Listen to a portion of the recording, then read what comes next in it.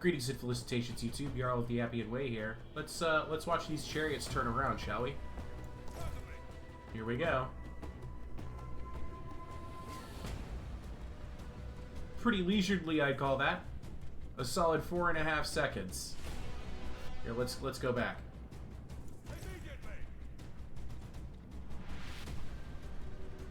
Man, they even seem to like slow down in speed right before they make the pivot too, don't they? Yeah, that's very interesting. Anyway, that's going to come to play in a second. If nothing else, I want you all to remember, don't put your chariots in scrubs. Dude. Don't do it.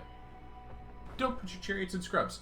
Presumably, this player was thinking that he could hide his chariots and use them as an ambushing unit, but here's the thing. It is impossible to hide a chariot. It is quite impossible. Very much so, in fact. I think this is a replay from a quick battle sent to me by the very talented and knowledgeable Eruner. He's playing as Lycia. He brought a very simple army, simple and to the point. He brought an archer skirmisher hero on the heavy chariot. He brought 6 renowned Kopesh fighters. He deployed 5 right where you could see them, where the enemy could see them, and they're not hidden, so the enemy can tell their position. But then he also put a 6th right here in the trees in a hidden position. Very classy move, right out of my playbook. I like that one very much.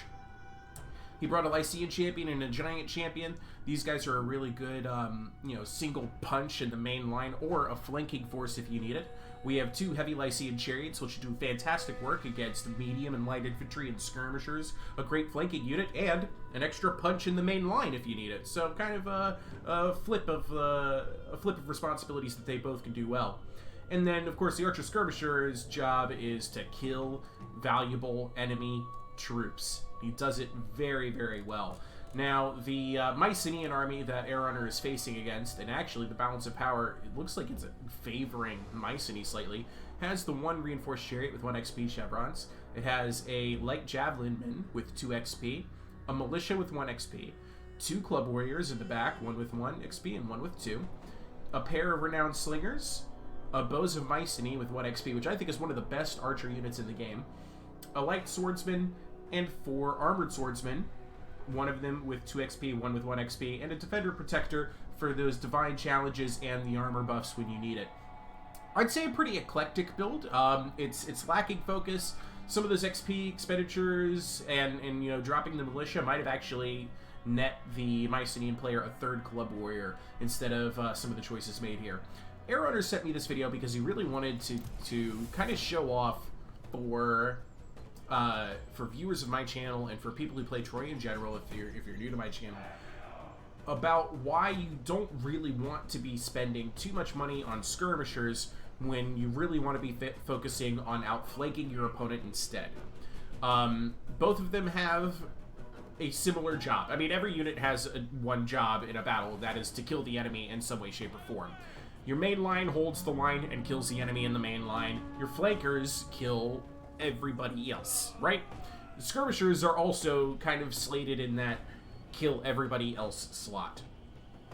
And really, the question that Eruner and I had a couple of months ago, and it's something that we researched quite a bit, was can skirmishers do a better job of killing the enemy than just flanking your enemy? Because when it boils down to it, we are all limited by funds, and we want players to spend their funds wisely. Now, do you get more value out of bringing a pair of heavy chariots? Or do you get more value out of bringing a heavy chariot and, say, a pair of renowned slingers? Well, that's what this battle hopes to demonstrate. Now, we're going into the tree line here. This is actually, I would call this a pretty clumsy formation for which we're charging. Some of these units are in a very, very thin column.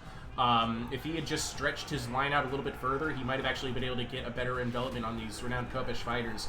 An envelopment is the only way that a unit like a militia is going to handle a renowned Kopesh fighter. Just watch the health bar on the militia, even as it's actually getting punished in the flanks by these chariots.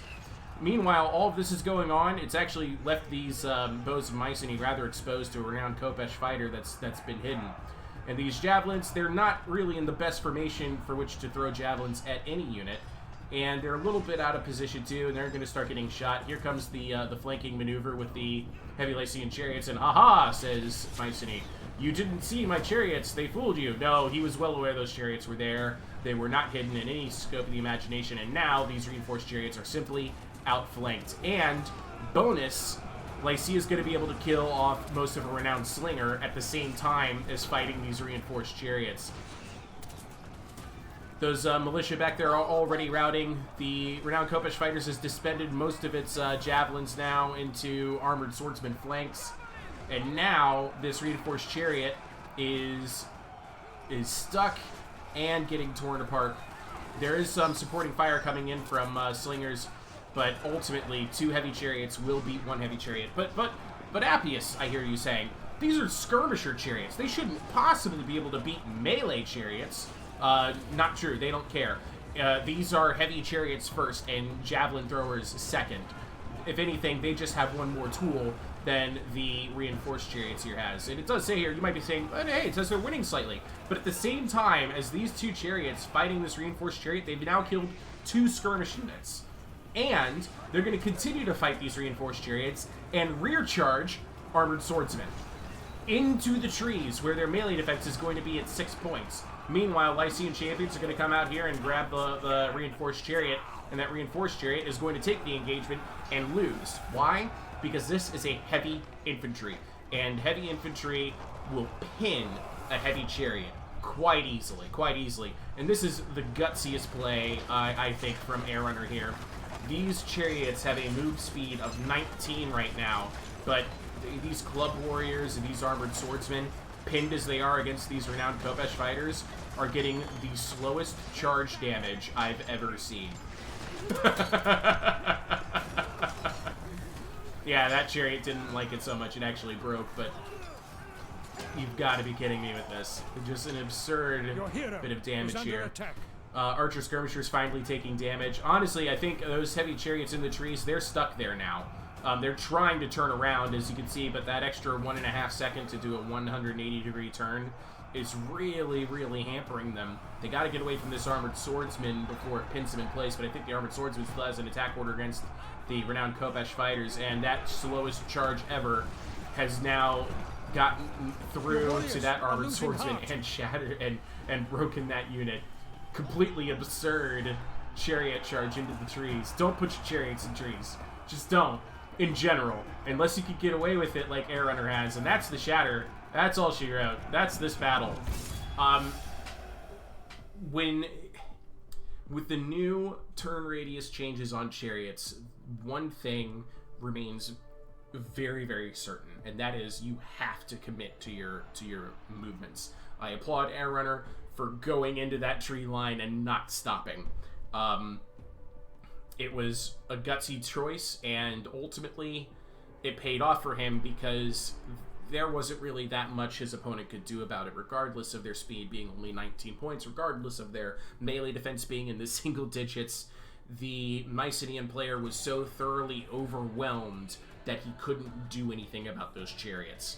So, that's that. Let's go into the statistics, talk about the numbers. Those chariots cost, I want to say, 2,000, almost 3,000 points. Less than 3,000, more than 2,000, all right? And he made 110 kills with them, and I think he earned those XP chevrons. The skirmishers over here made 13 kills total, did not pick up any XP chevrons, and cost maybe... That's like 1,100, that's probably 600, that makes it 17. These are between 600 and 750 for another, worst case scenario, 1,500 points. This is about 3,000 points, or a solid third of his army. Slap a reinforced chariot on top of that with 2 XP chevrons, you're now talking about more than a third of your army spend right here, and it was made a fool of by 3 units.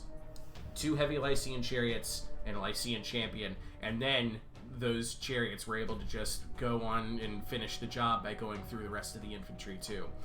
Outflanking your opponent is so much more important than skirmish power.